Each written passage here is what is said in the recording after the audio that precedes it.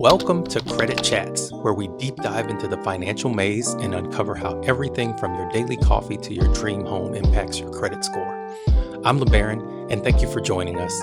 Each episode will explore the ins and outs of personal finance, hear from experts, and answer your questions. So tune in, take notes, and transform your financial journey with us. Let's get started.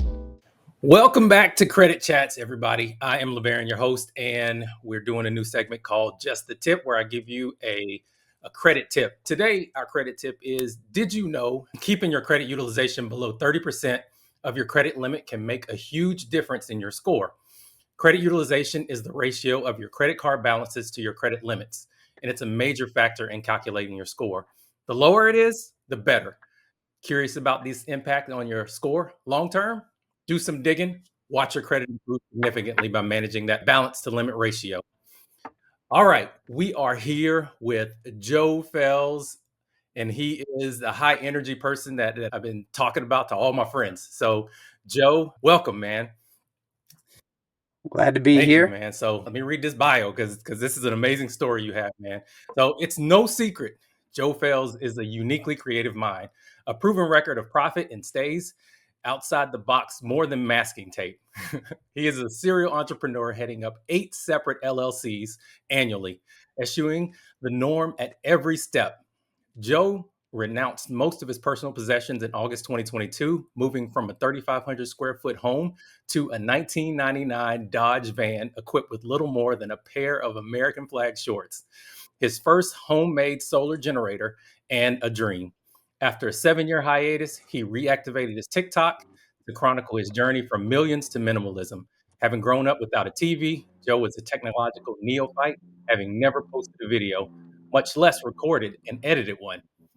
He was standing there in cargo shorts, trashing a 3-year-old Android for his first iPhone. His mom asked him, "What are you going to do with those videos?" And he said, "I don't know. I'll save them up and maybe I'll sell them on Netflix or something."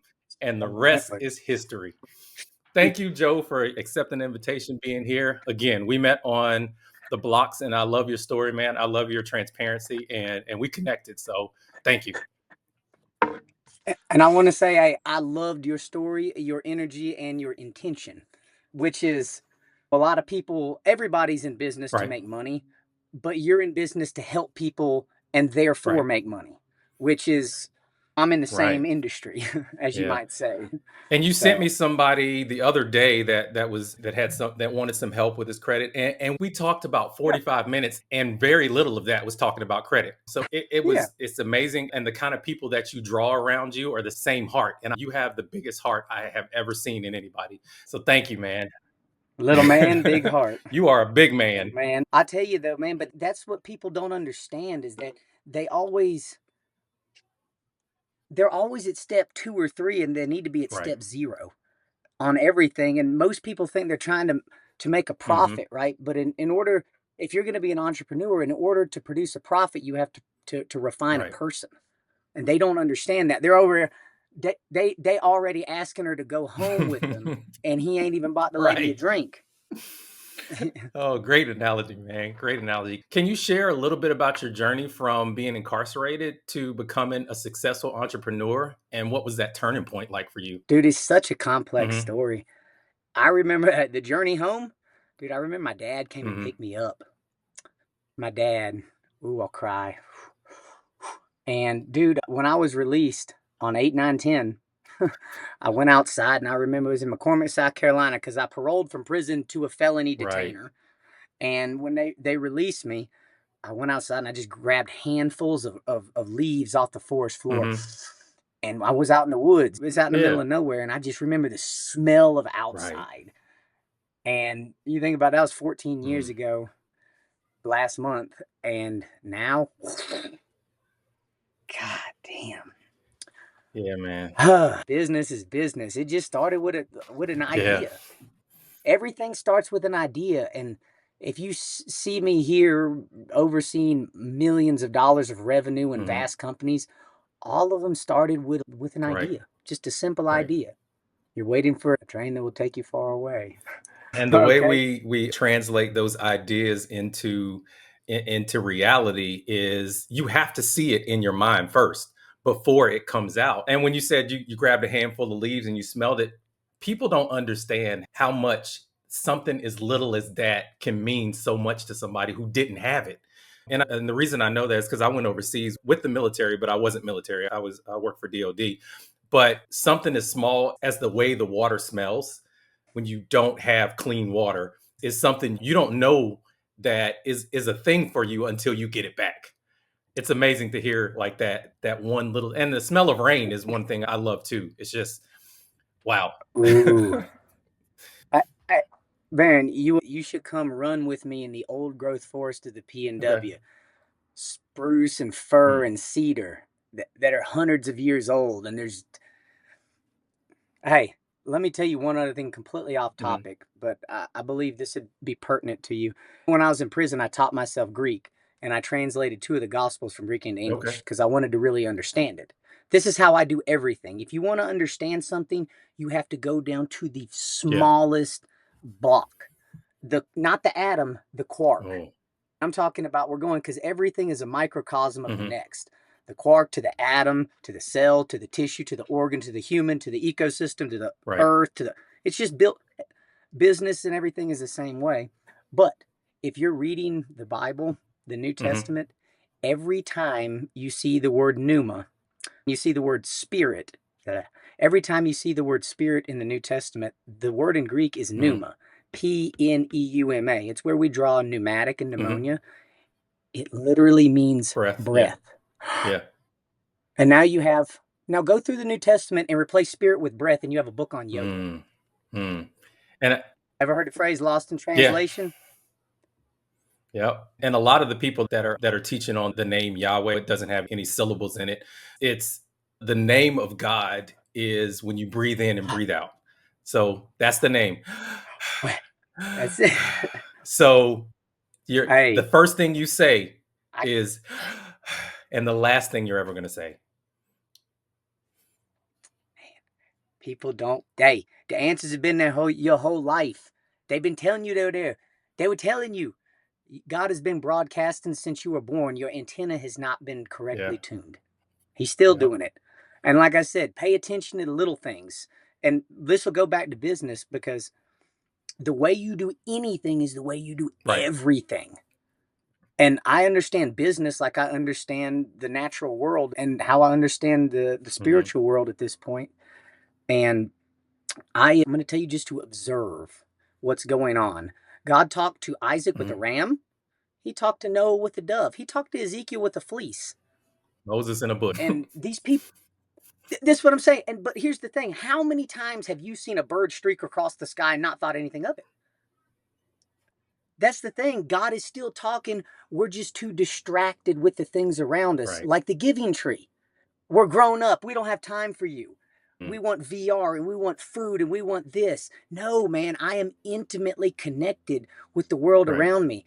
Every time I have a good idea and I'm talking to somebody and I see an eagle streak across the sky, I know what Mm. time it is. Every time, man. Like it's little things. And that's what I'm saying. Above all things, seek Yeah. wisdom.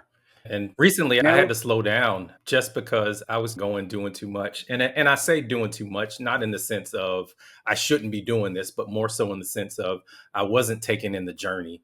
So if you see this right here, that was where I gotta let me move what was let me it? Was it let an me move over? closer. Was it an elbow Let over me the move top? closer there. I see it. No, Like I I was said, working out. was it elbow over No, the I was top? working out and I passed out and I hit my head on a metal pole. That just got me to thinking like, okay, I need to be taking in the scenery because I was so focused on the destination that I wasn't Mhm. looking at the scenery. So that was one of the ways But God man, spoke. that's part of it. Driven, and he'll do that to you. Hold on. That that's Jacob's ladder. Okay, yeah. Okay. It used to be a pot leaf. It was the first tattoo I ever had. I got it covered when I was in Hmm. prison. You know why I got that on Wow. there? Because Jacob was hard headed and he ran Hmm. from God.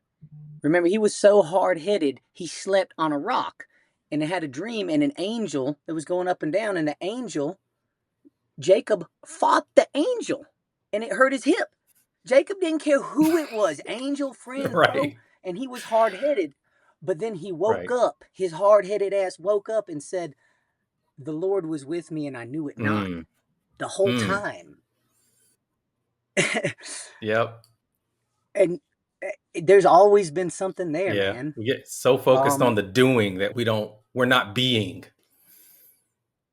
Man, to quote Bill Wilson, you need to have your feet firmly planted on the ground and your head in the Hmm. clouds.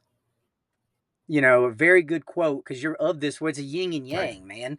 You're supposed to have you in this modern world. You have to have money, but you're damn sure not supposed to love it. You're actually supposed to revile it as a necessary evil. Yeah. It's a You tool. know, like driving a Yeah. car. I hate burning gas, but I see no other way to exist in the planet as it is right Hmm. now. Right. Yet, Right. Right. working on it.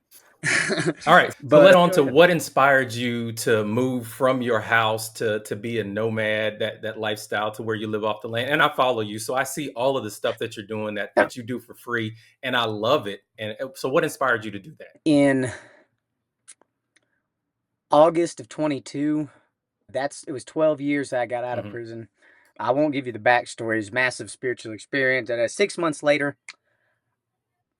I was just sick, dude. I'd done everything society had told me Hmm. to do. I gotten out. I stayed sober for 13 years. I got married. I had kids. I started businesses. I chaired meetings in the same psych ward where I was locked up Right. twice for a 4-year period. I was a pillar and I did Hmm. everything. I won ultra marathons and I was fucking Right. miserable. I remember I had a shoebox or a Georgia boot with $120,000 in cash in my closet and was just an empty shell of a Mm. human. And I lived on a big house in say 6.5 acres with a barn, big live oak trees, a swing from my daughter that I gutted and reconfigured, house of our literal Mm. dreams. Empty. And I was just miserable. And so I literally said, Right. fuck it.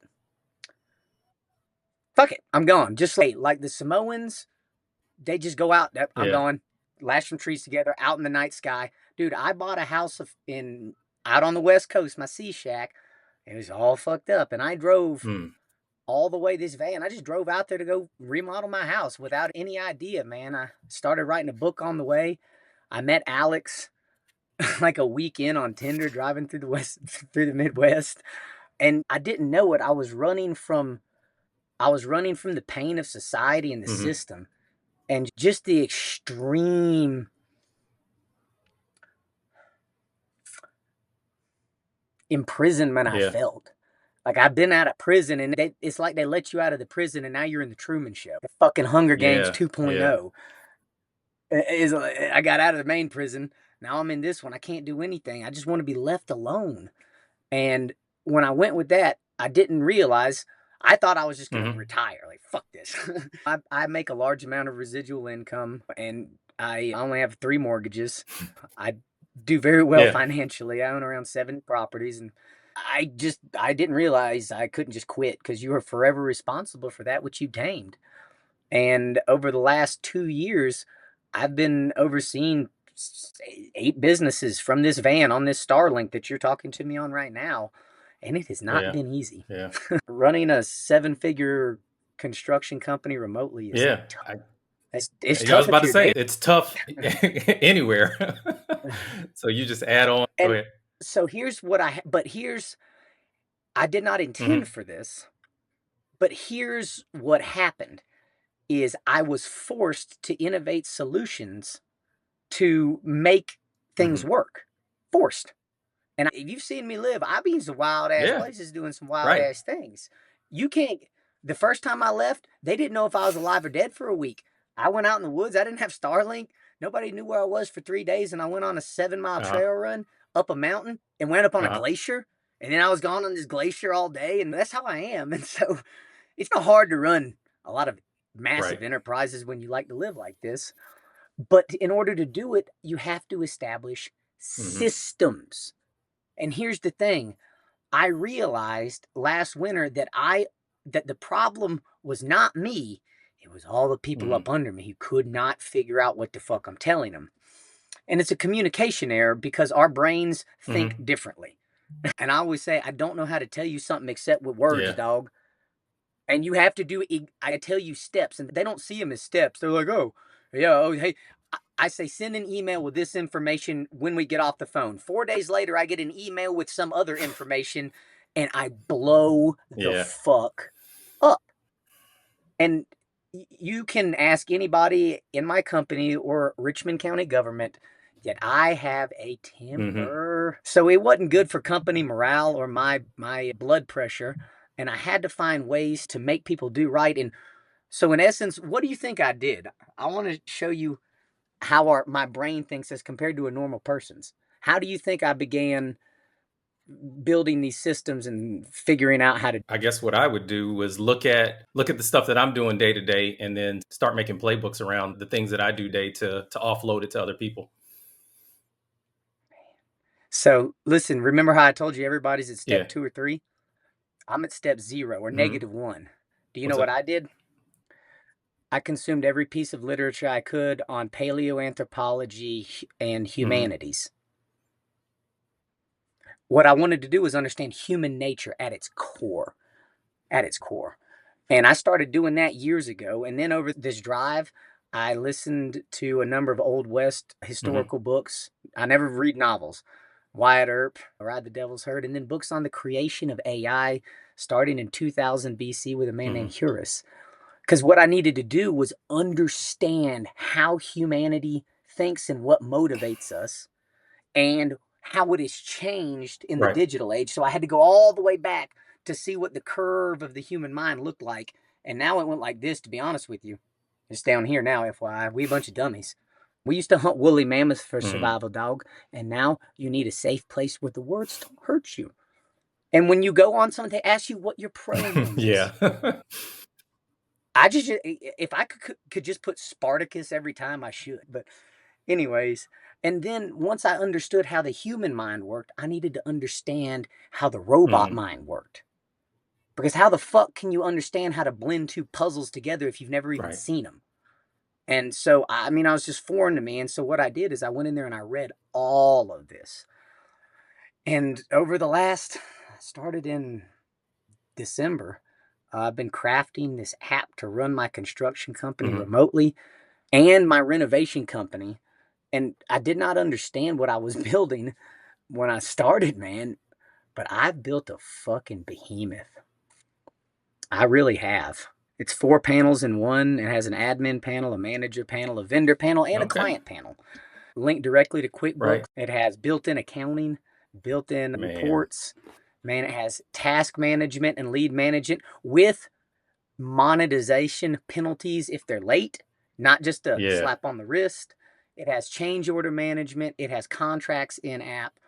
And the way it's structured is there's no fluff. A lot of these apps I looked at, like if you run a $10 billion commercial construction company and have 9 point extras in the office, this might be great.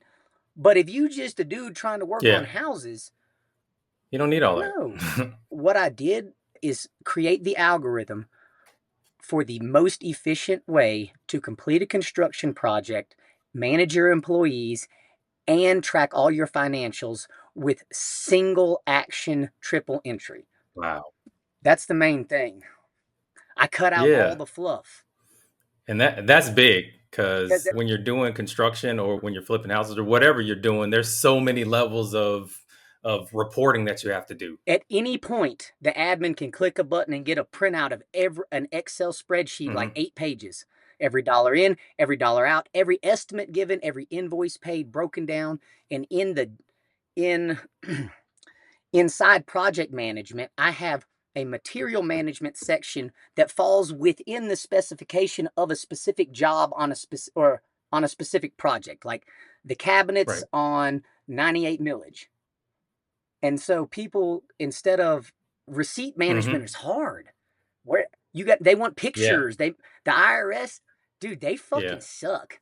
But they want all this. So, but okay, you make these dumbass rules, I'll read them and figure out a way to do it. Bet. And so what it is material management in my contracts. A lot of people use my Lowe's card because I get great discounts, and they don't have to come out of pocket to buy materials. We're all happy.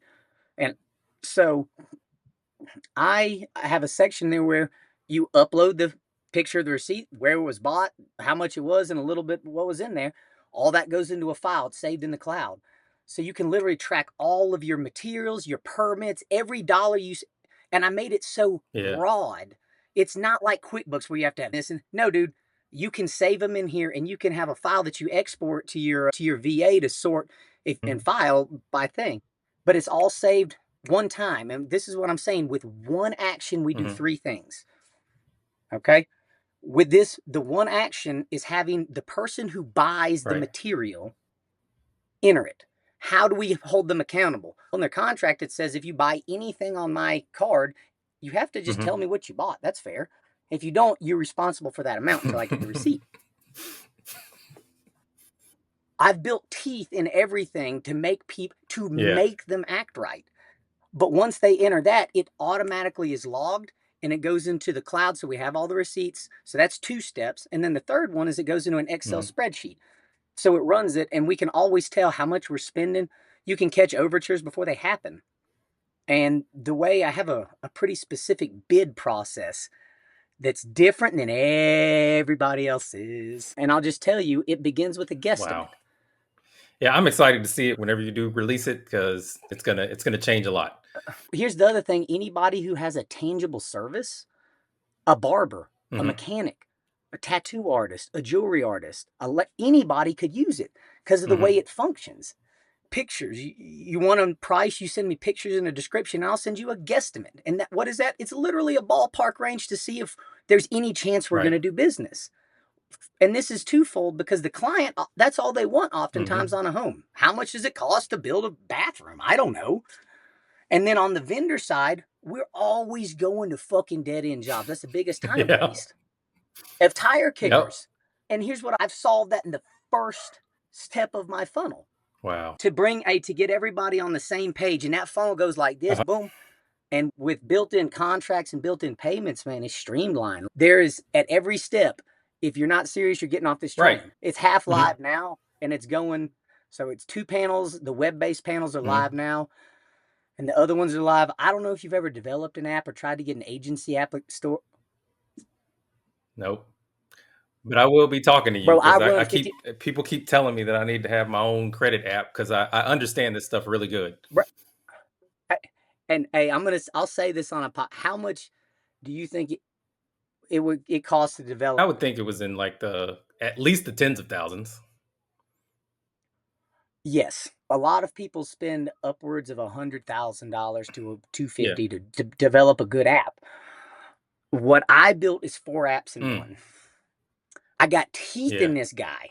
You know what I mean? And yeah, dude, it's been a lot, man. But I now have a team that just works for me. I hired them. I found him. It took me a while. We've been working together for 10 months. The app developer's dad died, and he was on a call 5 hours later. That's how dedicated these people are. And if you want one built, I could tell you how to go about writing down the concept to get a quote. Because that's... Yeah. And we'll talk about it offline, just for the sake of us doing business together. But yeah, this goes right along with the line of question anyway, because you're in real estate right now and solar energy. So what drew you to these two things to align your passion with sustainable living? Solar. I've always been interested in solar. It's fascinated me. Why? It's getting something for nothing. And it's coming down for free every day. And like I said, a 3-fold decision every time. We put a solar panel on the roof. I live in Georgia, dog. You put a solar panel on the roof, it absorbs the sunlight that is normally hitting your black shingles and making your house hotter. And so it reduces the heat coming in, and then it converts it to energy that you can use to cool your home. This is known as exponential growth, Macletus. And so I've always been interested in, when I got this van, I had to make it solar. And I didn't know anything about it at all. And I went down the same rabbit hole everybody online. And I think it's purposefully confusing. That way you buy a bunch of shit you don't need. And there's so much, I'm not going to say misinformation, but disinformation out there that's just skewed enough to be confusing or too high level for a normal person to understand. And solar's really so easy, man. But 3-fold decision. I love it. Free energy. 2, freedom. I have a mobile power plant in my van. I have not had to pay a power bill for Joe Fells in over 2 years. Threefold. Did you know that solar qualifies for a 30% solar tax credit? So not only are you not paying. Interesting thought. Did you know this? You can roll them forward for 22 I years. did not know that. So the question would be this. In my copious free time, I spent lots of hours on obscure government websites, lots, reading obscure opinions and notes, and it's a rabbit hole. But they write them, I read them, and I've basically found out how I can, in the state of Georgia, Carolina would be even better because they have a 25% state tax credit on top of it. So 55% tax credit in Carolina. But ideally, look at this. I could take a rental property that I have and spend X amount of money to put solar, let's say $50,000 to make it a complete offset with a battery backup, right? Okay, so if I do that, without going into all the rules, you can write off 85% of that in the first year as depreciation, as an expenditure, okay? Then you can take advantage of the 30% solar tax credit, which would be what? $15,000, something like that, yeah? Okay, if you take 85% of 50 grand, and then 30% of that, man, you're really walking away with $23,000 right there just in your first year depreciation. And that's big when it comes to house prices and purchase prices and all of that stuff. Well, but then let me spin this for you a little bit further, because you're a financial guy, right? I said a threefold decision. That's only a twofold, right? Yeah. Then you know what I'm going to do? Georgia has net metering. That's great. They pay you a third of what they sell you the power for. So what I'm going to do, I'm going to rent my property with electricity included, and I'm going to sell the power first. Wow. My house. Yeah. I have a battery backup, and you know what else I can do? I can set my batteries and my inverters to give all the power during the heat of the day, and then run and discharge. And then guess what? Even if my batteries get low, I can have my inverter charge the batteries on the grid when it's off peak at 3 cents a kilowatt hour. So I'm a fucking beat them at their own game, dog. All you got to do is slip the jab and come with an overhand right and then hit them in the liver. That's it. And lastly, here's two other things that are from the mind of well, one, in Georgia, your average appreciation is 4.4% if you put solar on your home. I am hedging that in the next 5 years, as grid gets more unreliable and people realize and know what I know about the unavailability of transformers and the inability of the power companies to make their wires any bigger. People who have these homes are going to skyrocket in value very quickly. And at that time, the price of solar equipment will do the same. So if you're getting in now, you're literally ahead of the curve. And then the last thing is that net metering does not pay you a whole lot. Depending on how big the system is and how it's engineered and the energy efficiency of the home and all this shit, you probably make between $50 and $75 a month selling energy back to the grid in Georgia. But that's good. That's a little bit of money, right? Say the average power bill is $140 a month, and say low end you made $150 a month, $50 a month off of your energy. So if you increase your monthly income by $200, and with all your tax incentives on a $50,000 purchase, you're really only out of pocket like 22 grand. And you're making that much, dude, that's your 1% right there, man. You're making 10% off your investment every month. It's killer. So, and you can generate renewable energy credits for each megawatt of energy you put back into the grid, which is a commodity that very few people even know exists, that can be sold to big polluters. So, and hey, and here's the other thing. I'm not even done. If you use panels made in America with aluminum mined in them, that's another 10% tax write-off. We can keep going, dude, in business. And this is what I'm telling you. Most people in business are only making one-fold decisions. Now you see how I've gotten where I've gotten in such a short amount of time is, once again, to quote my man Bill Wilson, good is often enemy of best. Man, you taking home a 7.5 because you don't think you can hit a 10. And that's what I'm telling you is above all things, you have to be good at thinking, dog. That's it. And you see how we think through something, and the only issue is there's absolutely no playbook Right. for it. It's like artwork. It literally has to begin in your mind and exit your mind. The things you notice and the trends and patterns. And so trying to teach people how I understand business is a challenge, because if you can't tell, Yeah. it's different. I keep talking about weird, obscure things, but I'm really trying to teach you how I have been Yeah. successful in Yeah. business. And it's Yeah. weird, man. Is it kind of I strange? mean, it's not common, but at the very least, I do understand where you're coming from with it, though, because when you get back to rudimentary things, that's when you understand, like when you build the blocks on it. And that's a lot of the reason. Like when I went to the blocks, I pulled back my business because I didn't understand the rudimentary level things of business, of how to build it on top of each other. And if I wanted to build it more stable, then I had to get back to the basics. Hey, chop wood, carry water. Chop wood, carry water. Chop wood, carry water. Hey, the message is, if any man not work, let him also Right. not eat. A little sleep, a little slumber, a little folding of the hands to rest, so shall Poverty. thy poverty Yep. come upon you like a thief in the night, and your need like an armed Hmm. man. Consider, man. And when most people are out there doing what we would call mindlessly Yeah. grinding. They're working their ass off, but they don't understand. And it's like fishing. You be out there fishing in a part of the lake, and there's no fish there. And the other option is you're fishing in a part of the lake where there are some fish, but there's a Yeah. shit ton of people. And all of you are using the same type bait, maybe a different Hmm. color. But here's the thing, man, there's another part of this lake. You, most people don't know it exists. Why? Because you got to go up this little windy ass Hmm. path up a big ass It mountain to takes get work. there. And yeah, and you're not allowed to go on this path, by the way. There's government agents all along it that you have to Yeah. dodge and I once you get there though, man, there's a lot of Right. fish, and you're not going to see anybody else But because the path you took there and it seems sank. like all the government agents that are lined in front of it, they're just giving you fish to keep you away from going there. So they give you this little piece of fish. They give you this little piece of fish, and you're like, okay, yeah, cool. I'll go back to my mindlessness. And they're keeping you away from doing it yourself. They do not want you to be Mm-mm. independent. Oh my God. That's their biggest fear, is people who are Yeah.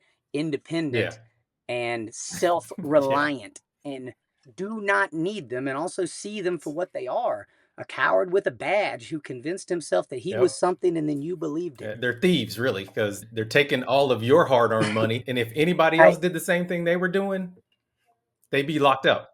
did you see what happened in Mm-mm. Canada? I live in a cave. Dude, in Canada, massive Mm. protests. They're sitting down in Canada, dog. It's happening. France, they're throwing shit and hay on the floor of Wow. Parliament. Dude, people are fed up. And here's the thing: in the age of technology, you can't keep us in the Hmm. dark. Hey, let me show you something. I'll be right back. I'm going to show you how what I mean by the cat has been let out of the bag, and they've told you Yeah. it's happening. Yeah. Hold on. I have a Okay. sticker. Check this out. Uh, what's the symbol for Apple? Apple. Why is that significant? I don't know. Apple with what?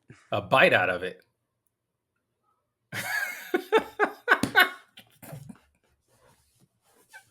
What? The answers have been there all Yeah. along. You just have been looking too high.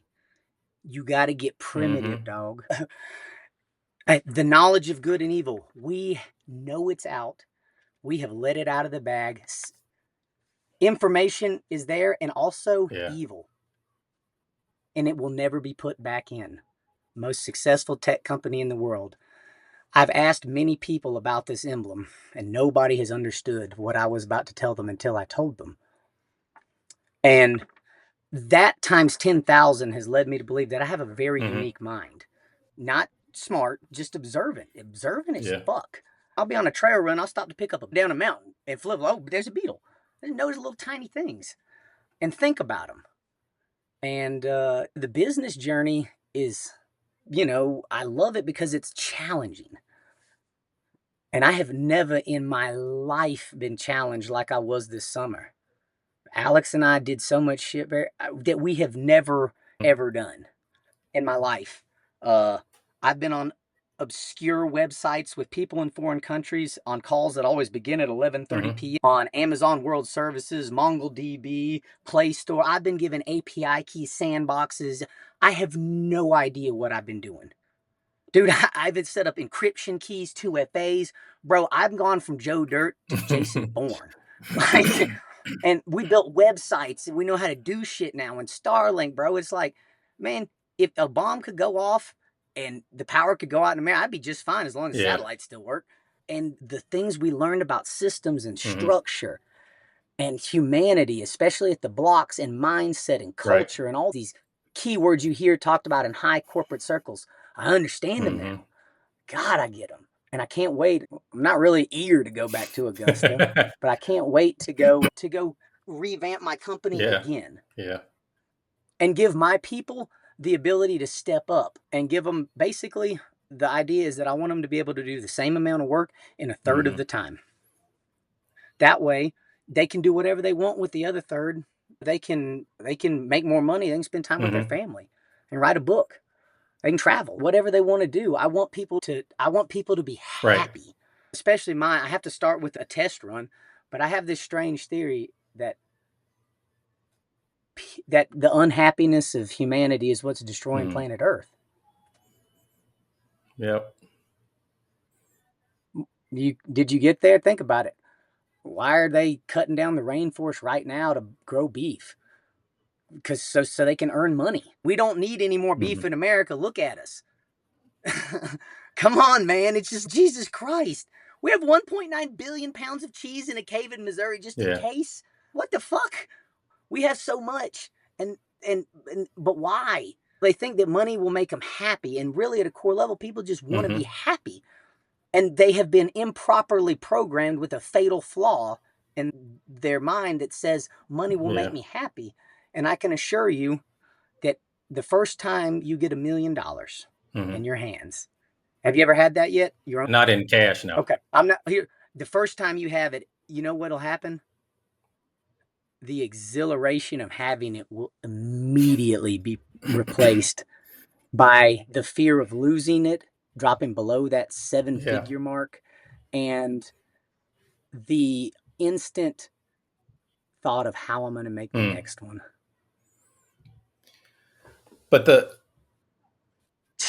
dude, it's worse than a love affair, a Nick buzz, and a cocaine high combined. It's the biggest lie of your fucking life. And I might be the only person saying it, but I don't give a fuck. Ask anybody else who's an entrepreneur. Look at them. They have billions and they're trying to get more. They're caught. They're hooked, but they don't know it. They don't know it, and they let the money change them, man. Look at Zuckerberg. He fucking kicked out all these people in Hawaii. Facebook bringing people together and kicking fucking people out so they can have more land for me. Yeah, but somebody I follow, his name is Julian Gordon, but he always says you don't want money. You want the feeling that the money brings you when you have whatever that thing is that you have. So you want the feeling. You don't really want the money.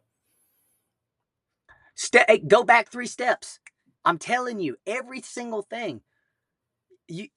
I want money. Why? Because I was told money would make me happy.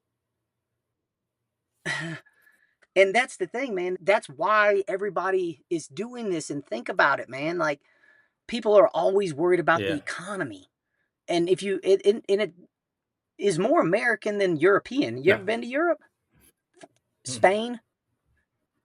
I spent 3 weeks with Alex in a van touring the architecture of Spain, the castles and cathedrals. And in Spain, they come in around 8 or 10, I don't know. And you know how at Waffle House you'll see a bunch of guys pulled up drinking coffee all the time, old men? Bro, in Spain, you'll see the same thing. Oxygen tank cane, and they'll have 3 open bottles of wine at 9 a.m. and they're talking, hanging out, and then everybody goes home at 12, 1 for siesta. So basically, they wake up and do a little bit of something. Hey, and everybody's drinking wine a lot. I'm not saying that to say they're alcoholics, but that's the mind. They're Yeah. just relaxed, and they eat a little food, and then they go for a walk. Everybody walks everywhere, and then they go home and they take a nap, and then they come back out at 5 or 8. Like there's no set time, and then they open up and they'll start the kitchen when the help gets there and serve you drinks, and it's a social culture, and the motivation for money is Yeah. secondary, and people are happier, and there's kids on all the parks. I did not see an overweight child the whole time I Wow. was in Spain, and I was like, wow, like like why can't we have this type of existence anywhere? And I know that's a highly, the government over there is the EU, and it's large and in charge too, but the whole mindset of the Yeah. people is different. Yeah. And here's what I found, tying back to business: customer service and quality is how you will make it. And most people are just worried about Yeah. making the money. No, dude, worry about this, and do not Yeah. ever think about the money until the job is Yeah. done well. And the money Right. will come. Right. And the most successful businesses, they don't sell products, they sell feelings. Man, yeah. Look at OnlyFans. They said they made more than the whole NBA combined. Hey, boy, they sell that tingling feeling. Man, Facts. hey, and I had something that I wanted to tell. I remembered it. That fly. He Damn wants fly. Hold he on, I'm gonna wants to be fumigate on the ass. podcast too. You would not believe it, but raw cannabis smoke will chase it flies out of your buzz. Pretty well. That's what the natives used to keep them out the Okay. teepee. I would know. Anyway, You are a native. so I believe You're Yeah, more native than a lot of people. yeah, dude, I have Aladdin vibes right now. I dig it. But I have very good credit. I've always, my entire life, the first time I ever checked it, I was going for a line of credit for the first time ever, and I never checked it. And she told me, I came back and I had an Oh wow. 805, and I was like, oh. I was like, okay. I was trying to get approved for a line of credit, I and thought I I was needed like, damn, that ain't 1,000. gonna fly. Yeah, it's exactly what I thought. I needed 1,000. I was like, damn, that's a B minus. That's almost a C, dog. No, that's an A. But I had been in Right. prison before, and here's what I'm fitting. I'm fitting to give you some game for anybody in prison. What happened to me is when I was out there living in the streets, I was living in this hotel with a guy named Eric Muller. I hope you can watch it. We done Okay. reconnected a little bit. And we were living in a hotel, and Eric had I bought the first hotel night, and Eric just kept going down there. He said, man, I'll get the next one. He just said, hey, keep putting it back on the card. And I didn't know. And I was on the run from the law like 3 or 4 months later, and there was I don't know, $2,000 credit card bill. And I took off and left. And I had this big credit card bill. And when I flipped my car, the insurance money came in, and my mama took it and paid my credit card off. And I got out of prison. I didn't know it, but I had a 783 credit score the minute I got out of prison. And so here is what I'm going to tell everybody. If you have somebody in prison, get a credit card for them, and you just live off of it. Spend all of your monthly bills on it and pay it off in full every time. And if you do that, when this individual gets out of prison, they might not have any money, but they'll have good credit. And that is huge. Apartment. He's got some felonies. He's got almost an 800 credit score. He'll pay the bills. That's what I'm saying. And It's the same thing with your kids. With that kind it's the same thing with your kids. See, when they're Roth IRAs. Same thing. So you put them on your credit. You give them, as long as you're using your credit for good purposes, and then when they turn 18, you get them a credit card, but you use it until they're responsible enough to use it on their own, and it's going to shoot their credit score up. So when they finally do be able to buy a house, they'll have good credit. Here is the hustle that I have conceived. I'm working on it now. Alex's kids. The 13-year-old girl is probably the best video editor I have. She helps me now. She gets them closer to what I want than Right. anybody else. And so, hey, if you can have, I don't care how old you are, you can't do it. But what I can do is Fell's Media Group can hire Alex Hoskinson on a subcontract basis, right? And here's the deal. We'll give you this, and a third of the money is going to go in your pocket, kid. Congrats. A third of the money is going to go to buy your groceries. Fair. You live here. And then a third of the money is going to go into a Roth IRA. And if I ran the numbers, if we got a 5% Roth IRA right now, when Charlie was 25 in 12 years, she'd have $77,000 in tax-free cash and know how to use it. Bing, bing, That's the bing, major bing. part right there. Bing, bing. We have taught you to fish. You're 25. You know what you can do with 77 grand, kid? You can buy a property. And now you know how to fix it. I done taught you. And we have an app you can manage it remotely. And then you can set up a line of credit because you have good credit. Not refi. And then you can go do whatever you want. You can invest. You can buy a business. You can start a business. You can build a van. You can buy another house and refi. You're off on your own. All of those skills are marketable skills. You have video editing, you have rehab skills, you have financial skills that people don't know. All of that stuff is marketable, and you can help all the other people because they're going to come to you and say, how'd you do this? And all you have to do is tell them how you did it, and they'll pay you for it. Check this out, man.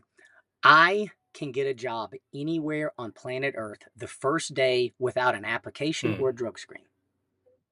Any country, any language, because I can fix things and because I know how to do almost everything required in life from a lot of different spheres.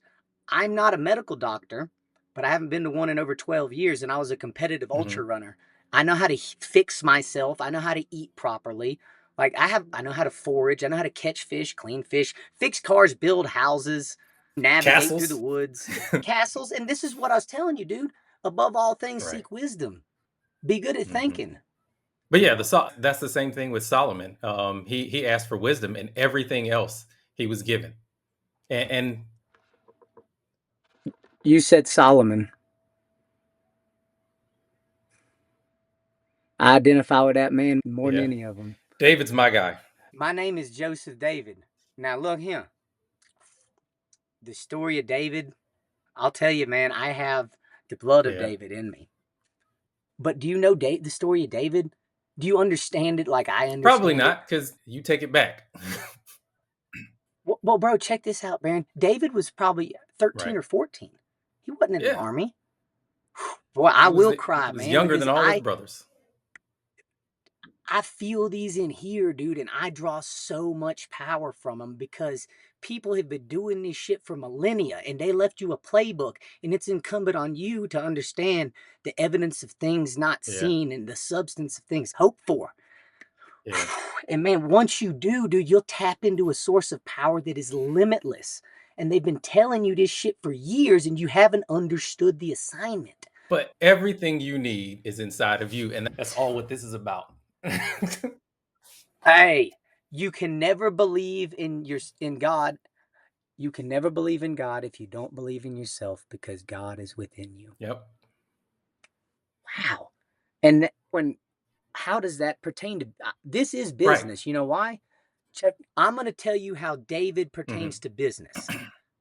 And this is pretty interesting. Let me preface this by saying I learned this in the AI books. Do you know how algorithms work and what makes them so intelligent?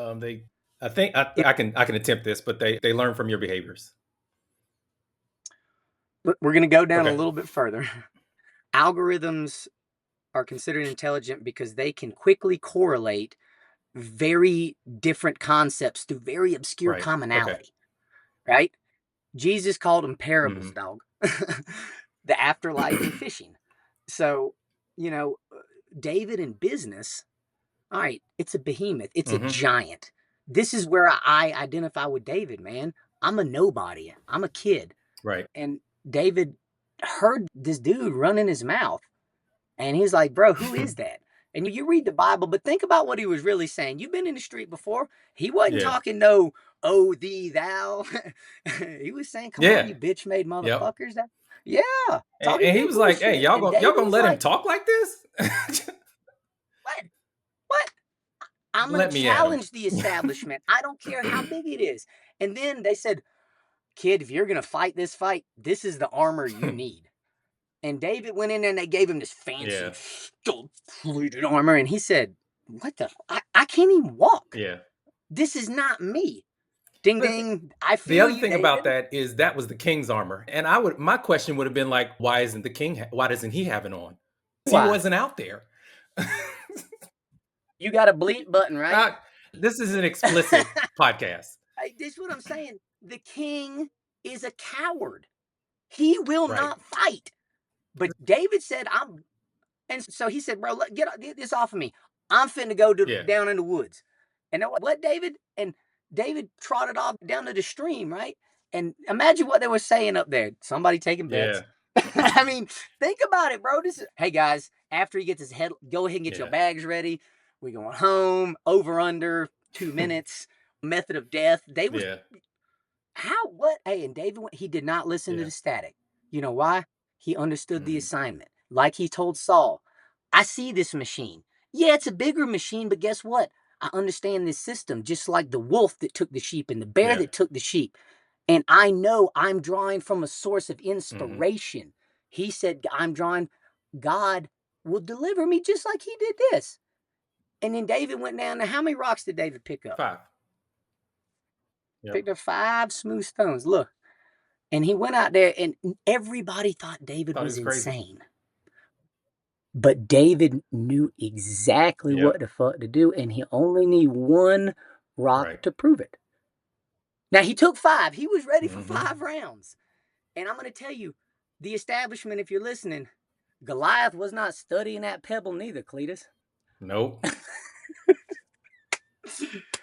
Coming for you, man. Least expected. That's what I've been saying now in where I am with the regulation and the government. It's the same exact structure as street gangs, prison gangs. Exactly. Same exact structure. But they're not as good at what they do. They don't accomplish anything. Like the gangs get shit done. They balance a budget. So, yeah, man. But the story of David, dude, golly. And then think about the journey of the man. And you were going to say something about Solomon. I didn't want to derail you from that. No. Okay. Dude, can you tell the book is written on my heart? Yeah. And tattooed all over my body. Yeah, but Jesus' hands bleeding it's love. inspiring. And if you look at it and you parallel it to your life, you can overcome a lot of things. And just with the story of David alone, like we oftentimes forget how many times God has brought us out. And we have amnesia for those things. And we're like, God, are you going to do it? Are you going to do it? I know. And he's like, check my record. Hey, you know what I realized? This is what happened, man, my whole life. Dude, when I ran away from the law that night, we flipped that car twice. I didn't have a scratch on me. Before we took off, the last thing I saw, I was getting up to put out the fire, and I saw 2 shooting stars. And I was just like, huh, interesting. Back then, I didn't understand. Later, it made sense. Hey, when I was in prison, I worked at the law library. Then I got a job in inside maintenance. Hey, my name happens to be Joseph David, by the way. I was blessed in prison. I got to steal the kitchen every day. We had a gym in the boiler room I worked out in. And everywhere I've gone, I've been protected. And why? I've been through so much shit in my life, man. Ooh, boy. Man, one time I hid naked under a dock, holding onto a pylon in the water while the police walked on top looking for me. I was 21 years old. I've been in the streets for 2 years at that point, man. And I was just like, why? Why? But hey, just like I tell my kids when I spank them or make them run another lap, I got to make you tough, kid. Because my job is to prepare you for the world in which you are about to enter, not the world as I wish it to be. Sorry. This is the grapes of wrath, kid. And I got to prepare you for it. And man, think about how that pertains to the stress of business. What's been your biggest challenge in business? My biggest challenge in business is getting out of my own way. Ooh. Yeah. Ooh.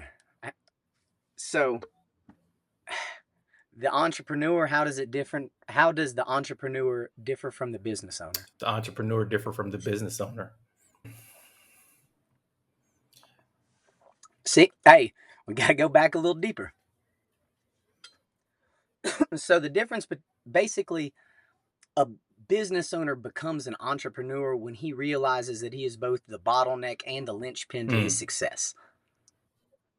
Basically, a business that an entrepreneur runs entrepreneurially, he could die and the business will keep going. Why? Because he structured this business with systems and trained a team. He built a machine out of his head with no playbook, and then trained people how to run his unique machine and use it to generate profit. In the same way that a real clever native would have taken rocks and put them in the river in order to make the salmon come right here to the gill zone. And then trained instead. He just built this machine, and then what he said is, hey, buddy, you want some salmon? I'm going to teach you how to, you just got to stand here, and I'll give you 3 out of every 10 you kill. And then he goes off and buys a buffalo and converts it to a solar-powered van and does what he wants. You see the difference? But the business owner, he has found a great part of the river and learned how to fish it really well. And he knows how to kill him, and he makes a killing doing it. But the thing is, he's making a killing, and then he gets this fish, and he has a whole lot of fish. And what's he do? He gets 3 wives because he's got so much fish, and he has more mouths to feed, and he's still a phenomenal fisherman. But there's he can only catch so many. And then one day he twists his ankle, and his spear breaks, and there's no food for anyone. Limited to his own ability. He has not. Let me teach you something from Star Wars, dog. You always have to have an apprentice. Yeah. Because if you think about it, that's the only way information has been transmitted throughout millennia properly, is by observation and imprinting. And so part of the reason the trades are so bad, construction and manufacturing, is because there's nobody actually taking the time to learn the whole process. They just learn what somebody else feels are the most pertinent parts of the process in order to quickly produce a cheap product in order to make the most money. And profit motive has really ruined quality in America and everywhere. Profit motive has ruined healthcare. It's ruined education. It's ruined college football. Fuck, dude, it's ruined pretty much everything. A lot of the reason. It's ruined the forests. Yeah. The Arctic Circle. They're drilling oil out of the ocean. Like, it's just like, fuck, man. Yeah. And that's a lot of the reason that I switched my credit model to education more so than just trying to fix it for people. Because when you fix it for people, you don't empower them. So when you teach it to them, you empower them to repeat it over and over. It's a repeatable outcome. So my goal isn't to fix credit and have people come back to me so they can keep paying me. That's not my goal. My goal is to empower people to understand credit so that they can use it effectively. Yeah, you don't want to give them a fish. You know why? Because they'll eat that fish and they'll be hungry. They'll come back. They'll have to keep coming back. That's a good business model, man. I want to help people. And if I help you, then pay me, because you're going to go make some money off of this. And to this point, I've never taken $1 from anybody for coaching. And do you think I would make a good business coach? Real estate. I mean, anything I wanted to coach, I could, man. But I feel bad taking people's money to just tell them something that was freely taught me that I have made millions off of. And it has a good message, because, like, what I keep telling people is that if you want to make money, you need to try to learn how to make yourself happy and other people happy. And that's a whole different vibe than an MBA. Yes, you have to learn systems. Yes, you have to learn structure, man. But everybody in corporate America has a red lightsaber, dog. We need somebody with a green one. You know, that's the difference, man. I know there's other people out there, man, but I don't know anybody else with as many things in business and as much capital as I have living a completely minimalist lifestyle. Dude, I haven't taken a shower in a house other than when I was at the blocks maybe 4 times since I left on June 11th. I've used the bathroom outside in the woods 95% of my time. I literally live what I'm talking about, man. And I found that not only can I make more money, but it forces me to innovate solutions that will make my business better. That's not my primary Right. motivation, but that's a definite tangible outcome, and you're fixing to Yeah. see it when this damn app is, dude. So I am going to see exciting. it. And goes right along with my next question anyway. You're known for helping people. So what drives that desire to give back, and how do you incorporate that into your business model? It's funny. Every question you ask me, I give a And biblical that's fine. answer to. Like that, the Bible, really good Dude, concepts in it. but here's the thing. They're the deepest concepts on planet Earth. It's a Yeah. spiritual guideline, and people think about that. It's a guideline. It is that basic, bro. No, you know how many people breathe all day long and never even consider the fact Yeah. that they're breathing? We literally call them mouth breathers for a reason, dog. They're so ignorant of their existence and removed from the natural world that they really have no fucking Yeah. clue what's happening. Their brain has been fused into the digital age And they don't even know permanently. why they do the stuff they It's do. no, but man, my life is like Elijah's widow. I always have what I need. I always Hmm. have enough. And dude, I give freely of any stranger or anybody God puts in my path that I feel I'm Yeah. supposed to I can help. attest to that. And that's how I do. And guess what? If you if dude, much has been given, much Right. is required. A body in motion stays at motion. A body at rest stays at rest. Dude, I'm not a pond. I'm a River. Yeah. fucking river. Ponds get stagnant. I'm a river and I let it flow through me, man. And the bigger I open my banks, the more that glacier Hmm. lets out. And yeah, you see it, dude. I just do what he wants Hmm. me to do. Okay? I literally mean that. And then whatever the result is, it's incumbent on me to figure out where I'm supposed to Yeah. go next. If then 101010. Hmm. And man, I just I'm driven. I am both cursed and blessed to move the rest of my days Yeah. until I die. If I sit still, if I don't exercise, I hurt. God, I hurt. This computer work has wrecked my Hmm. body. I'm look how out of shape I am. It looks terrible, and I I keep doing all this. I'll work till 3:45 until I have vertigo around, and the words are that's what happened. I literally couldn't focus. I've been going so hard. I drove 4 hours. I shot content. I spoke at a real estate Yeah. conference, spent 2 hours in the parking lot, came back, and now I'm trying to write this last shit for the app because these people will be on the weekend tomorrow. And if I don't do it now, and Alex said, why do you do that? Like, dude, that's a lot of Hmm. output from one individual in one day who's already been doing that same. You saw me Yeah. on the blocks, dude, like the same thing. And dude, I'm tired. God. But this is what I'm Right. here to do. And this is why I've had this training. And that's why Jason Bourne doesn't give a shit if he breaks his leg and gets shot in the side. He's just doing Hmm. his job. And until my job is done, I will not Hmm. stop. And this is part of my job is helping people. And here's the main thing, dude. Change begins in the minds Hmm. of millions. And the more I can talk and just all I need you to do is hear me talk one time. And guess what? Once I get in your head, it's hard to get me out. And that's all I want to do is incept in people's mind and tell them things like I've been telling you because there's nobody else that I know of Yeah. saying that. And the things that I say in defiance of bullshit regulation and liberty fearlessly, man, people aren't saying that. But dude, I'm saying it. I'm right here. And I just want more people to see a little 5'4" Yeah. white boy speaking out fearlessly and know that you can do it too and you Yeah. should do Yeah. it. And there's more of us coming. There's more. I will not take it lying down Yep. ever. Do not take nothing lying down. Hey, if you're gonna lie down, you have to take it on the chin first. That's what I'm saying. And I got my chin Yeah. hard to hit. And I tell everybody to be like that, man. In business, in dealing with regulation, and I'm not saying go out and fight people. I'm telling you, you have to stand Yeah. up for your right to be. Yeah. And you cannot let this world change you like that.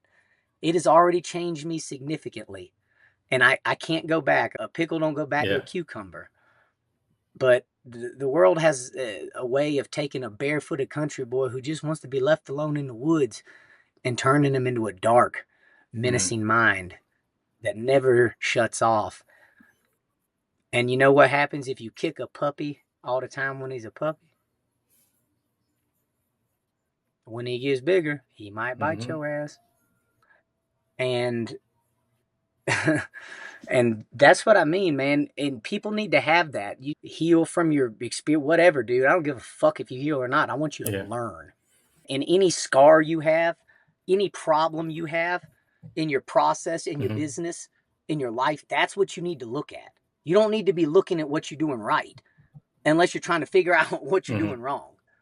And I think that the more people realize that they just need to be honest about themselves, to themselves, and to other people, the better they'll do, man. And honesty and transparency, it's lost in America. That's what one of the things you said is I love how transparent you are. But now in the digital age, you can put an avatar up there. You can change your makeup. You can change your sex. You can change your clothes. You can be whatever you want to be, man. And you never, ever get to meet a real person hardly. You get to meet a projection. A representative. And I ain't got that, dog. And I wish more people would do that. And especially, how does this pertain to business? Like I said, it's a threefold decision. One, I do it because that's it. I love to. Why does a dog chase a ball and a horse run in the breeze? I understand. I don't know if you do. I know. Number two, man, it's the best way to connect with other humans. And that's all we're a social creature, man. Right. Now we have intermediaries. You have to talk through a screen like this, and it's very hard to get personable. The more transparent you are, people can tell it's authentic. You connect. And then third, in business, people never buy a product. They buy the person. And especially if you have an intangible business like coaching. Yeah, that's all they're buying. All they're buying is you. If you do something like that, if you're a trainer, you have to have a good body. I'm not trusting a skinny chef or a fat trainer. Yeah. Not happening. And what recharges you? Because I think I know, but like I know you were saying there's a lot of giving out you do. What do you do to recharge that battery that you have? I go to the wild, quiet places of the world. Yeah, I figured that was the answer. Hey, man. Dude, there are still places that feel like the Lord of the Rings. I assure you, there's places out there that have a definite energy. The North Woods of Washington, northeastern Washington, below the Canadian border, make me nervous. I'm telling you, they do. If it makes me nervous just being there, imagine what you'd feel like, is what I'm saying. And I go out there, man, and I think ancient thoughts. And I can't tell you the most regenerative thing, because I go down into my soul. My body is tough, very tough. And my mind is pretty tough. But my soul still needs to be recharged a lot.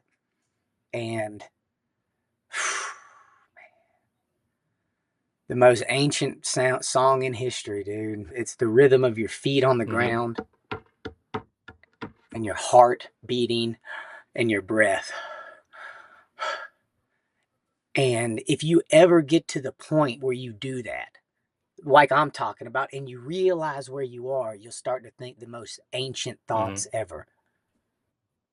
And I can't tell you how different the mind of these people had to have been. Never saw a screen, never drove a car, never airplane, never saw propaganda of marketing. They just existed, and they were so in tune with reality. And that's what I try to do, man. I've been spending my whole life trying to get this noise out of my fucking head. All the shit that's been put in there. Even when I grew up without a TV, I've still been digitally programmed. This is a computer, and they've been uploading it with images the same way they teach an AI bot, dog, their whole life. And I got to go get that out of there. And all the time I spend in the screens takes a toll on me, dude. It does. The more I look at screens, the worse it changed my brain, the way it functions, the speed at which it demands information from other people. Because my brain moves fast. And then I demand information from people as fast as I get them from my screens, because I interact with them more than I do with people. And I have to go and I got to go burn off Yeah. energy, dude. If my battery gets high, the worst thing you can do for a lithium battery is let it sit on charge. It'll blow up. It's not made for that. You got to expend it and let it recharge. And man, that's the other thing. Getting the woods and going to see my kids. And then just seeing my mama and the people on Sandy Run Court. That's like the only safe place I have in the world right now. Like place where I feel safe. Because you could understand why I would be a little bit on guard all the time. And it's hard to feel relaxed in the same way that Frodo never could relax. Why? Because he's on a mission. And he now has this tool that's extremely powerful. And it's guiding him towards the mission, but the more he uses it, the more sick he gets. Yeah. And the heavier it gets. And the more he lashes out at those around him. And like I said, hey, I'm doing this mission and I've been told what it's going to be like. And so I'm prepared. But it's not easy, man. It's really not easy to, even for somebody like me, man, to keep pushing. But I was told to do this and my daddy trained me. Quitters never win and winners never quit. Pass them on the hill, son. All the things my dad told me just echo in my head. And all the scripture, he was the one who read us all the scriptures every morning and every night. And we hated it. Fucking hated it. Could not wait to leave. Hated God, hated the church, hated all that. But I didn't understand it. I still hate the church. Just like Jesus hated them Pharisee motherfuckers, man.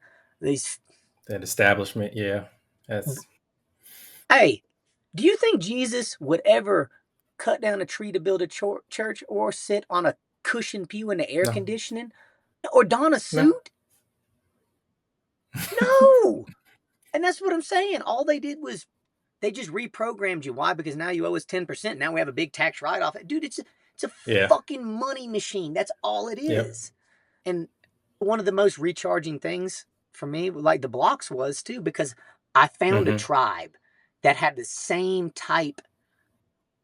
I'm not going to say anybody quite matches my passion, but we're in the same. There's a whole lot of people that get things that you just don't have to tell them. And it was unreal for me too. It's just like, you understand me. Yeah, I'm a bobcat, and I've been trying to live with these fucking outcasts my whole life. And then I go out there and I find some stray ass mangy cats. Y'all ain't house cats at all. You ain't quite a fucking bobcat, but hey, I love y'all to death. Let's go. And I don't sleep a lot either, man. I can't really sleep past 6 hours ever. I did last night. I was tired, but man, the more I go and the more I do, it's like the more I have to go. And I don't know if it's God driven or insanity given, but I think the more I accomplish, the more I just crave accomplishment. I don't want money. I just want to accomplish things. I used to run 6 ultra marathons a year. Type Joe Fells running in Google, and you'll see all my race results. I just go, man. And you hear talking to me is like drinking out of a fire hose, right? I'm here for it, though. I'm here for it. And that's the thing. I will give just as freely as I can to anybody given my time. And part of that has been a drawback, though, man. I've wasted a lot of time with insincere people.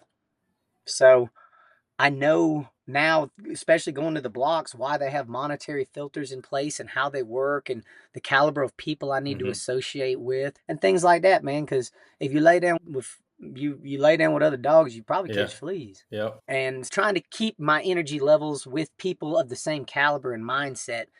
And I have the idea to build a fucking Fells Village, an off-grid, little completely repurposed, made out of trash, little Fells Village.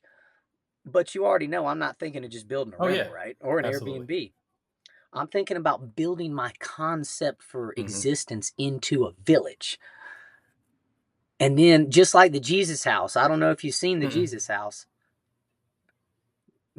Look up Joe's Jesus House. I was tired of telling people about the man, so I figured if I put it in a house, you could come here and pick up this vibe. And all I'll tell you is when you first walk in the door over the main kitchen, there's a wooden bird cage. You ever seen a fully wooden bird cage? No. Yeah, pull it up and look at it, man. Now you're Yeah. curious. I want to see it. And you'll see it. It's got solid carved mahogany doors, murals of Jesus on the outside, being tempted in the wilderness and tossing tables in the temple. Oh, I see.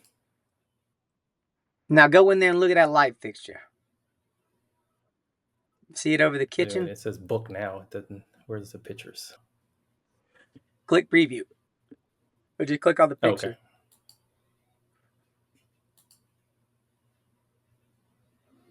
It's not letting me in. Rentals. Oh. Maybe I clicked on the wrong one. Are you on joefells.com Joe or Fells. Airbnb? Okay. Go to Airbnb. Oh, there we go. Got it. Okay, I see the pictures. Yeah. You see that? Wooden bird cage. Yeah. The first thing you see when you walk into the Jesus house is an empty cage. Is the light coming on? Yep. It's on. Now, as you go through this house, there's a ton of mind tricks in there. There's no TV, but there is a mirror in every room so you can look at yourself. Everything's made out of wood. It's antique. It stood the test of time and it's still going. There's a message behind everything. And in that vein, I want to build a community designed with how I think life should be, where it's literally designed to have old people live there. Why? That way the young people can learn from them. Generational learning. That's like me learning from grandpa when I was a boy. And guess what? They also would be the child care while the people went to work. And then the older people would have a purpose instead of what they're doing now. And think about how wonderful that would be for both the parents and the children instead of a daycare. And you wouldn't have to pay any money. Right. Like just that alone. And hey, we don't all need a car. We have one big van. And we'll have a little store there too that stocks goods, basics that we need. And we'll buy them in bulk off of Amazon and you can come in here and get them. A greenhouse. We're going to have hydroponics, all cool stuff. And I want to have what I call a think space, which is just a big open pole barn where you can bring, you got a broken dresser, you can put it under here and other people can sit there. Oh, I know how to fix that. And the idea is if you did that, imagine if you had these spread all out, these little communities. Dude, imagine the sharing of ideas and things you'd have. I don't know how to fix that machine or that engine, but Paul in Minnesota does. And we can share ideas using technology and actually try and use this for the betterment. And imagine if you could do that and then get the quality of people I'm talking about, because the type of people who will be drawn to this type of lifestyle have a different mindset of what can I put in, not what can I get out. And a concentration of those people living like that. Amazing.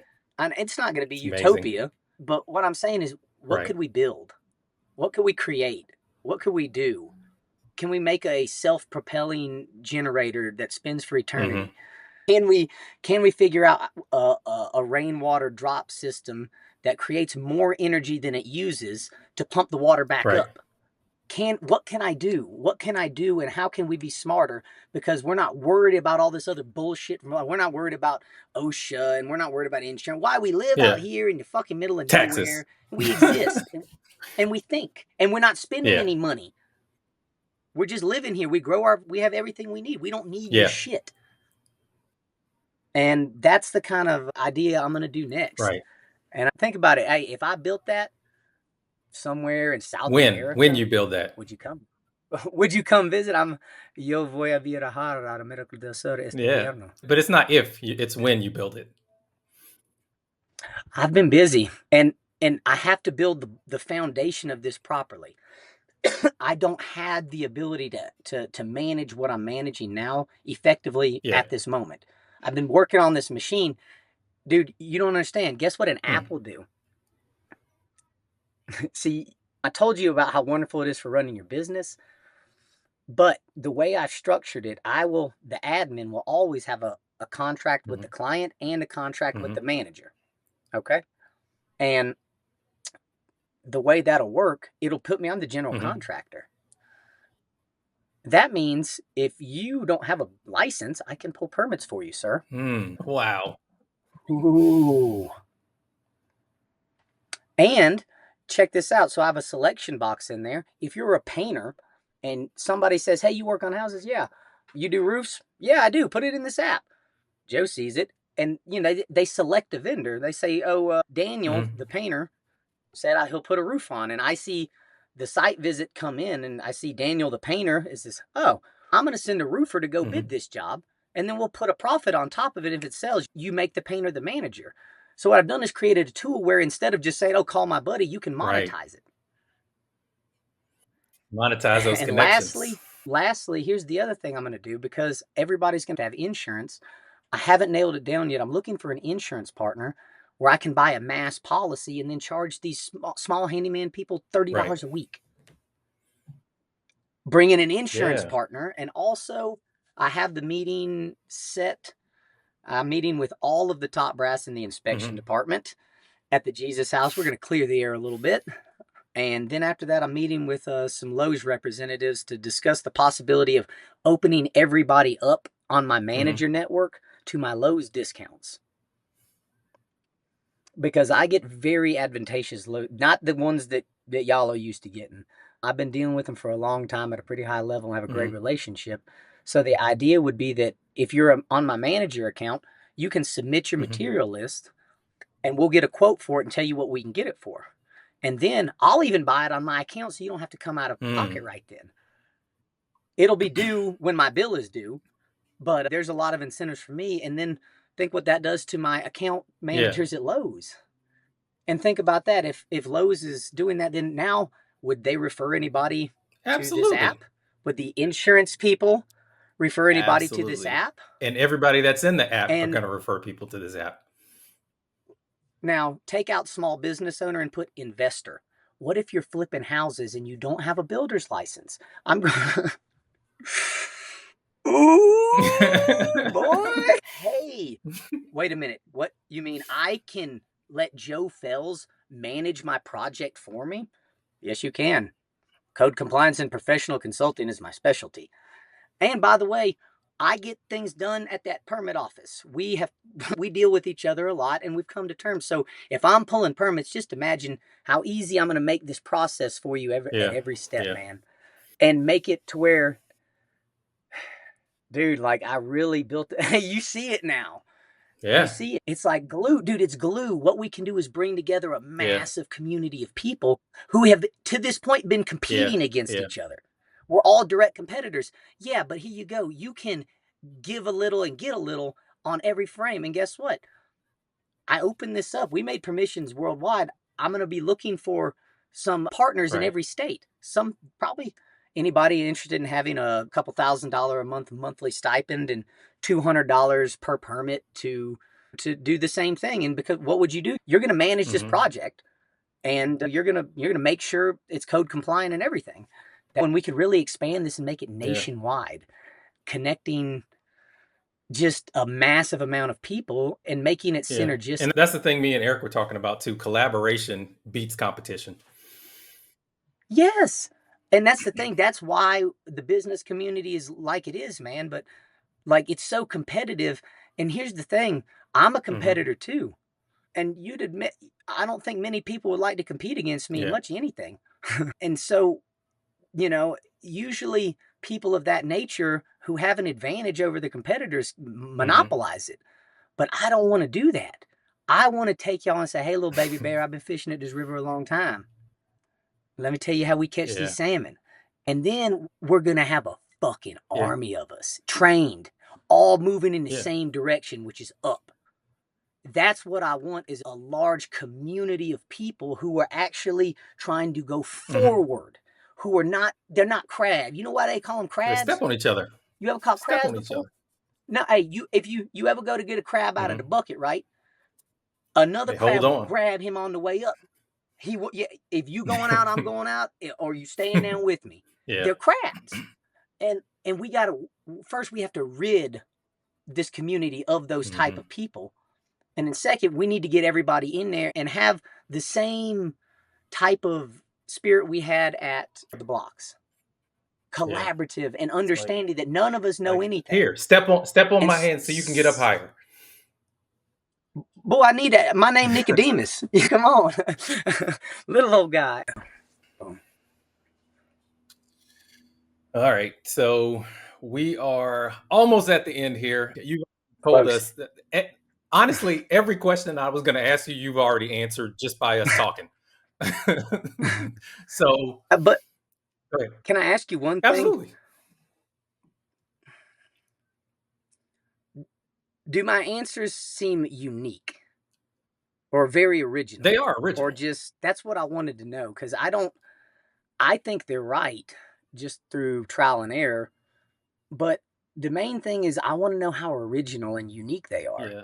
Because I think that they're very just different, man. Yeah, but you And know that by when you ask me certain questions, my answers are different than what you're going to tell me. There's very few people that have original thoughts. Everything's been put in your head. And I never read I've never read a book on business, a book on investing. I've never read bigger podcasts. The only podcast I've ever listened to was the one I went on with RJ Bates.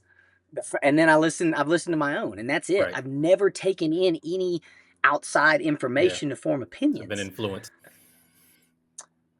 And then when my business partners and I went through corporate training, they went through it. I didn't go to any of the meetings, if you could believe that. I didn't go to the conference. No. It was similar to the blocks, but they required all of us to take a personality assessment.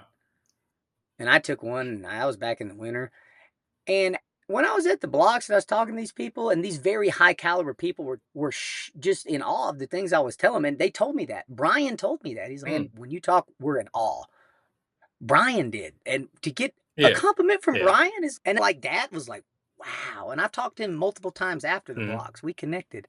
He, what's it called? But I pulled out the old corporate PI, and if what my partner told me is correct, I was the most extreme personality they had ever tested. There's these things called sigmas that I don't really understand. Yeah. But it's like something like 3% of the population has two high, and like a very small percentage has 3 high. I have 3 that are off the charts and a 4th one that's super high. Wow. And then the analysis at the bottom, the very last line said, in summary, the likelihood of you meeting another human like you on planet Earth is 0.02%. So that should tell you your answers are unique. I know, man, but had no confidence for years, dude. Years. It literally, when I told you I had a spiritual experience, man, that's when it started. It was in February of 22. I had no confidence. I'd grown up. I'm the only person who's been through this shit in my life. And all the messaging I got my entire life at the base level was, you need to change. Church, you need to change. You're sinful. School, you need to be quiet. You need to sit still. When I was 13, I made the cover of Focus on the Family magazine for catching 2 copperheads barehanded at a church picnic. Wow. I can send you the pictures of them if you want. Like, my parents have the magazine. Yeah. And then rehab and prison and AA, and like all the messaging I got was, you're wrong and you need to change. And at some point I just said, fuck no, you're wrong. I'm not I got to get this noise out of my head, because I got this in me, and now I know that I do. And that was the message from God that I got, that hit me like a bolt of lightning and made me sob. I ran a 5K. Back, I was in the middle of a 10K, and I started thinking about this, and the thought was about Stetson Bennett. I was thinking about Stetson, and then the thought flashed across my soul. If you never believe in yourself, you cannot believe in God, because God is within you. And dude, and what I can tell you is, I hadn't cried in 13 years, except at my wedding when my wife had to hold my dad up walking down the aisle because of the parking. Other than that, and I hadn't cried in 13 years. And I sobbed. I started sobbing. And I ran 3.1 miles. I'm sobbing, running down this little road in country ass hip, sobbing. I got back to the house, and you've met me. Imagine me just, and I couldn't stop to tell my wife what was going on. I went and laid down in my massive shower I built I couldn't stop sobbing. I could not. 6 months later, I'm in a van headed for the West Coast, and my entire life is different. And here's what I know, and I've used this analogy a bunch. Think about the difference between a woman who thinks she's ugly or a woman who knows she's beautiful. Or Conor McGregor when he was 18 and he'd been fighting and he was a scrapper. Think about him then. But after he got to the UFC and he realized that left hand would put people's lights out, even the best in the world, then he became unleashed. He just understood what he had. Yeah. And he decided to flaunt it a bit and walk around on their ass. And that has been the difference for me, man. Just check it or respect it, man. I'm here on a mission, and anything that impedes this mission, I've got to take it on head on because I don't have time to take the roundabout. And I think that if more people understand just the processes to life, they'll do better. But you have to understand it down here, and then you'll understand it up here. And that applies so much to business because this is what happens to most people, man. And tell me if you relate. You start a business and you see some level of immediate success. You make some money, right? And then you keep going and then you start making a little more money, but it's harder to manage. Why? Because you got all this paperwork, you got more shit to do. One of my greatest philosophers in the 1990s was a man named Puff Daddy who said more money, more problems, and he was correct. And what happens is the bigger the machine gets, it gets shaky because they never conceived that it would get this big at the beginning, and they laid their foundation improperly. You can't really build a second story on top of a first story unless the foundation is engineered properly. And in order for you to make that, you have to conceive at the beginning that this could one time be massive. It could be a skyscraper. And structure is so important. And I just speak in these general terms because they apply to anybody's business. You have to understand what you're doing at a core level, how the money enters your business and how it leaves your business, and the forces and factors that contribute to money coming into your business. And then you have to conceive of how you can positively affect those forces and factors to your profit. You see how far back we go? You ever seen the movie Inception? Yeah. That's a dream within a dream. Our goal is to get all the way back there in the very back of our customer or client's head and place an idea in there, which they will not understand was put in there, but will lead to a predetermined reaction in the future. Because whether you know it or not, what's your chief job in business? The most simplest goal in business. In business? Let's go down to look to the ant. Smallest particle of business. Your chief job. Let's solve a problem. What you have to do in order to make money. Sell the product. No, I said solve a problem. Solve a problem. Okay. But what is the problem? But here's the deal. Your chief end is to get a person to do what you want them to do. Whether it's somebody to buy the product or somebody to click on your website or your girlfriend to stop talking or your kids to clean up their room or the person at the tag office to not give a fuck about the dots and the T's. You're trying to convince another human to do what you want them to do. But the problem is you can't just force it on them because they have inception. It has to be their idea. They have defense mechanism. And so you have to be very innovative. And when you talk to a person, I don't know if you noticed, but I'll talk to him and I'm going to be looking right through him. And the things that I say and do are all to a certain end. And it's very obscure. And most people, pretty much none of them ever have a clue until it's already them. They don't even know that it's been placed there, but it has. And that's my chief goal, man. And God has me doing it on social media now. And I think I'm doing a decent job of getting my message out there, despite all the censorship. And I used to do it with business. I can sell a job really well. And I think I could, I don't want to, but I think I should take on politics. Run for mayor of Augusta. Why do I want to be a mayor? No, but I would love to be able to talk like this at a forum that is much higher than social media. Because, Baron, could you imagine what it would be like to have a politician debate me? I know they can't imagine. They might not know it, but I'm a master debater. I'm here to tell you, dog. And that's what I'm saying, man. I just want to be able to explain things in the way that I view them. And with the goal of not necessarily becoming mayor, but if I actually ran for mayor and did it, I think it would make national headlines because of the shit that I would do. Literally, Mr. Fells, you have to wear a shirt. It's like, and it must be collared. You're in luck. Like, and when just the things that I would do, man. And what is my goal? To make life better for people, because that's my chief complaint, man. And I got so mad last week or the week before. I sent emails to the highest level of government I could, the city administrator, and she referred me higher than her. Nobody wants to talk to me. Code enforcement, the number 2, the city attorney, the manager of the building inspection department. Because what happened is there was a man there, and I'll just preface it a little bit. He's been to prison before. He's been out for a long time. He started a company. He makes his own flooring, and I helped him learn how to invest in real estate. And he set up a $400,000 line of credit. He's a black man. He's my homie. Love him to death. And he bought a house. And he was inside his house talking to his real estate agent. Richmond County Code Enforcement walks in the door and begins taking pictures. And he says, "Hey, what are you doing? You can't be here." And they said, "No, well, you can't be here. You're working without a permit." And he stopped. He said, "No, you can't go back there. You got to go. You got to talk to the owner. You can't be here." And this man called me frantically. They put on the door. And he called me 9 times. He didn't get any sleep. He's worried sick. And I've been in his position multiple times. I know how he feels. It literally feels like you caught a charge. Right. That's how it feels. Right.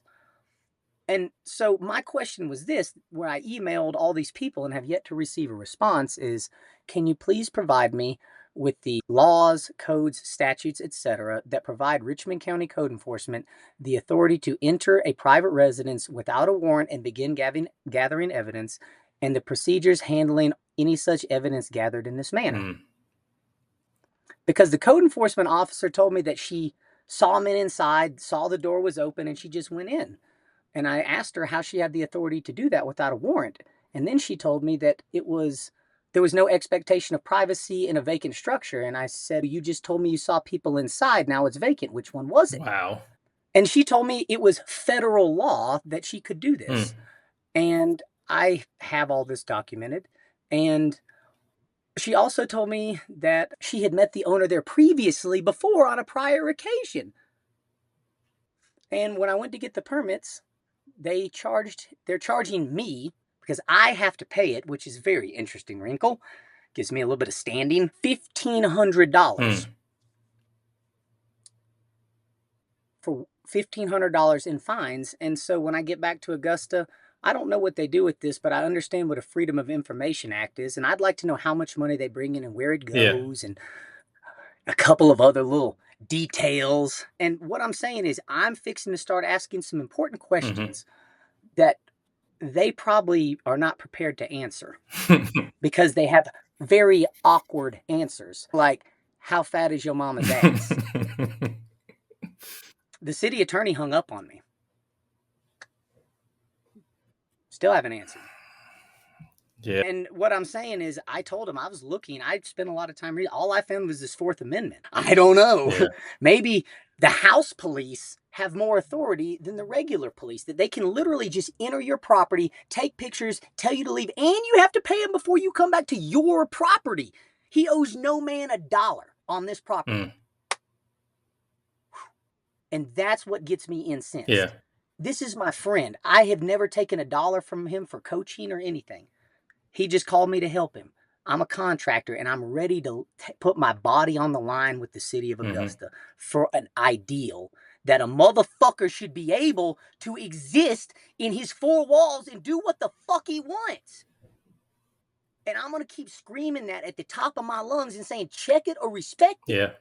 That's how I feel. And I might play by your little fucking rules right now, but I disagree. And I'm starting to vocalize it. And if you're going to govern me, I am not going to be easy to govern. In fact, I have an idea. $1,500, no problem. I saw on the penny that this is legal tender for all debts, public and private. I also have a wheelbarrow. Coins.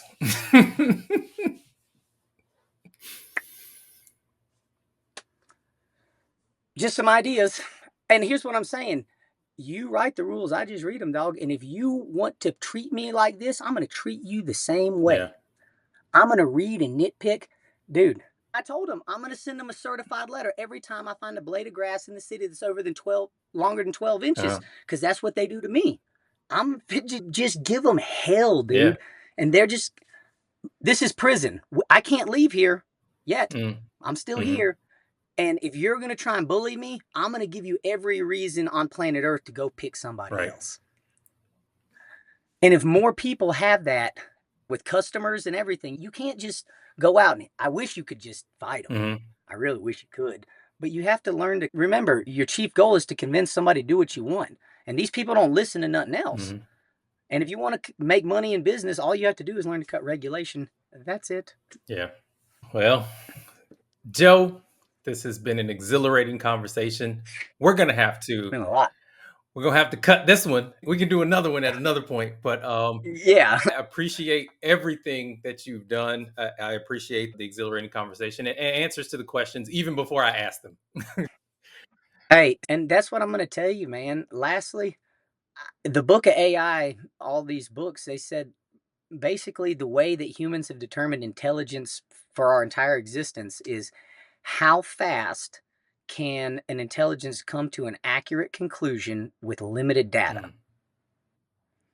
And that's the thing. It becomes a sixth sense. The algorithm is really good because it thinks something, and if it's wrong, it never forgets it. It always remembers its mistake, and it never goes back there again. It shuts that off. You ever been shadow banned on Facebook? Now why? Made a decision. Something happened. I don't know what. But you know that's how my brain works, man.